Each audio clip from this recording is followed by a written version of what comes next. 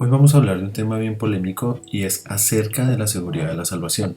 Y más allá de que si podemos estar seguros de nuestra salvación es si la salvación se puede perder.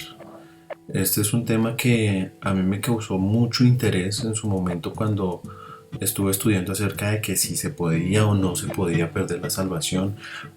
Busqué demasiado, consulté con muchas personas acerca de qué pensaban si la salvación se podía o no se podía perder, qué versículos utilizaban para decirme si definitivamente la salvación se puede perder, y estudié también sobre esos versículos que me decían no, la salvación de ninguna manera se puede perder. Entonces, más allá de tocar esos versículos que me dicen que la salvación sí se puede perder o no se puede perder, vamos a averiguar qué dice la Biblia acerca de nuestra relación con Dios, de nuestra relación con Dios por medio de Jesucristo.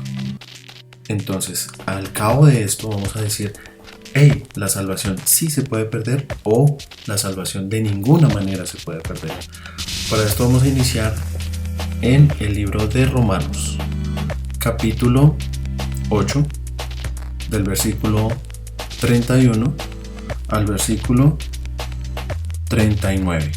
¿Qué podemos decir acerca de cosas tan maravillosas como estas? Si Dios está a favor de nosotros, ¿quién podrá ponerse en nuestra contra? Si Dios no se guardó ni a su propio Hijo, sino que lo entregó por todos nosotros, ¿no nos dará también todo lo demás? ¿Quién se atreve a acusarnos a nosotros, a quienes Dios ha elegido para sí? Nadie, porque Dios mismo nos puso en la relación correcta con Él. Entonces, ¿quién nos condenará? Nadie, porque Cristo Jesús murió por nosotros y resucitó por nosotros y está sentado en el lugar de honor, a la derecha de Dios, e intercede por nosotros. ¿Acaso hay algo que pueda separarnos del amor de Cristo? ¿Será que Él ya no nos ama si tenemos problemas o aflicciones? ¿Si somos perseguidos o pasamos hambre o estamos en la miseria o en peligro o bajo amenaza de muerte? Como dicen las Escrituras, por tu causa nos matan cada día, nos tratan como a las ovejas en el matadero. Claro que no, a pesar de todas estas cosas, nuestra victoria es absoluta por medio de Cristo, quien nos amó. Y estoy convencido de que nada podrá jamás separarnos del amor de Dios, ni la muerte ni la vida, ni ángeles ni demonios, ni nuestros temores de hoy ni nuestras preocupaciones de mañana. Ni siquiera los poderes del infierno pueden separarnos del amor de Dios. Ningún poder en las alturas ni en las profundidades. De hecho, nada en toda la creación podrá jamás separarnos del amor de Dios que está revelado en Cristo Jesús nuestro Señor. Entonces, a la luz de estos versículos, ¿de qué nos está hablando Pablo? Si no es de qué tantas cosas creadas podrán separarnos a nosotros del amor de Dios. Finalmente concluye con absolutamente nada podrá separarnos del amor de Dios. Dice que Jesús, Él está sentado a la diestra del Padre intercediendo por nosotros. Para poder entender mejor esto, vamos a volvernos unos versículos más atrás.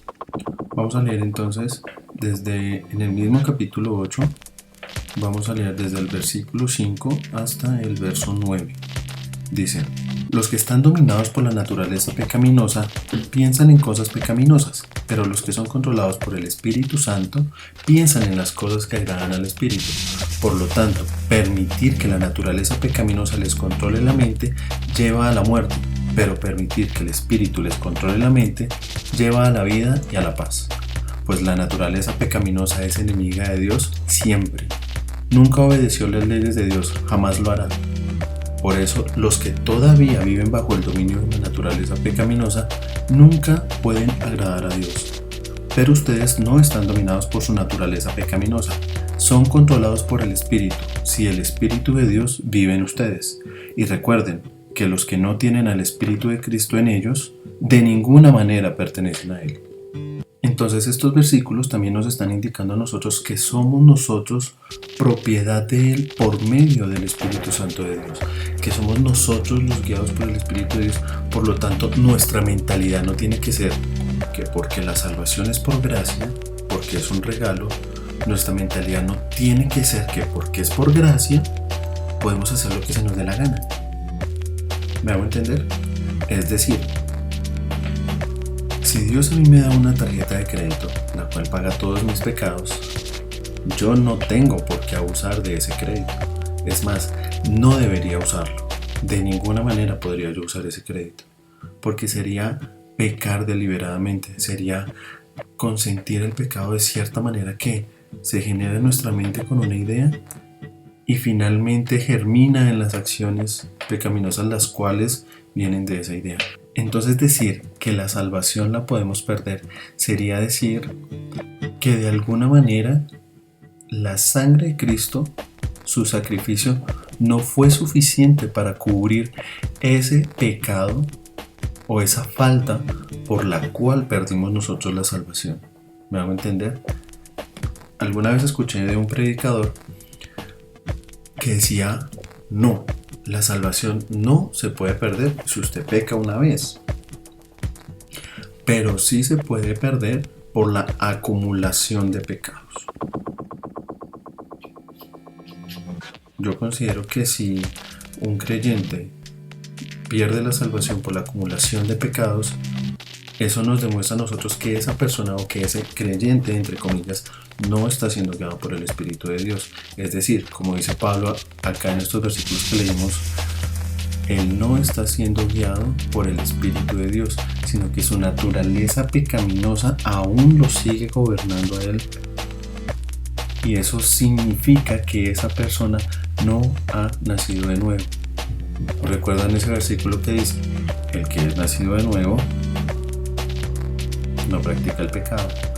¿A qué nos llaman a nosotros? A arrepentirnos de nuestros pecados y alejarnos de ellos. ¿Cuál es la diferencia entre arrepentimiento y remordimiento?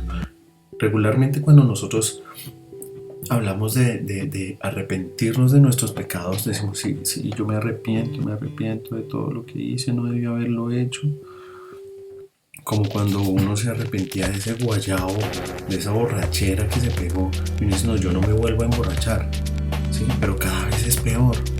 Entonces cuando nosotros decimos, me arrepiento de tal cosa, o me arrepiento de esta otra, muchas veces no es un arrepentimiento genuino, sino que es un remordimiento del que hice esto y la consecuencia fue bastante dolorosa para mí, pero aún así lo voy a volver a repetir, ¿sí?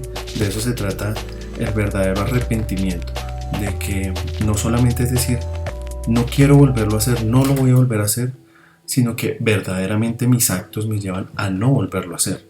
Y no solamente por mi propia voluntad, sino porque Dios en su infinita misericordia hizo que yo no volviera a hacer esto de ninguna manera, de que no volviera a embriagarme como lo hacía antes y que no llegara nuevamente a sentir esos guayabos así que, mejor dicho, la gente siente que se muere, que son terribles. Algunos tal vez sepan de qué estoy hablando. Entonces se trata de eso. Esa es la diferencia, la grande diferencia entre remorderse y arrepentirse. Entonces yo les invito a que pensemos un poco en estos dos significados, remorderse o arrepentirse, en que realmente el arrepentimiento significa dar un giro de 180 grados e ir en la dirección a Dios. De esta manera podemos llegar a entender que todos los que son guiados por el Espíritu de Dios son hijos de Dios, no practican el pecado, por lo tanto no pueden perder la salvación. Vamos a citar ahorita un versículo en Juan que me encanta. Entonces, de ninguna manera podemos perder la salvación. Aquellos hermanos que creen sinceramente que la salvación se puede perder, pues les invito a que debatamos estos versículos. Hablemos de ello. A mí me importa que la unidad en la palabra de Dios esté clara entre todos los creyentes, más allá de las denominaciones, más allá de los institutos bíblicos, más allá de los discipulados, más allá de todo. El Espíritu Santo nos puede llevar a nosotros a una unidad dentro de su palabra. Ahora, por último, vamos a leer Juan capítulo 10 del versículo 26 al versículo 30. Aquí el contexto más o menos es que le están preguntando a Jesús, hey, si tú eres el Mesías, por favor, dínoslo sin rodeos, le dicen al Señor. Pero ustedes no me creen porque no son mis ovejas. Mis ovejas escuchan mi voz. Yo las conozco y ellas me siguen.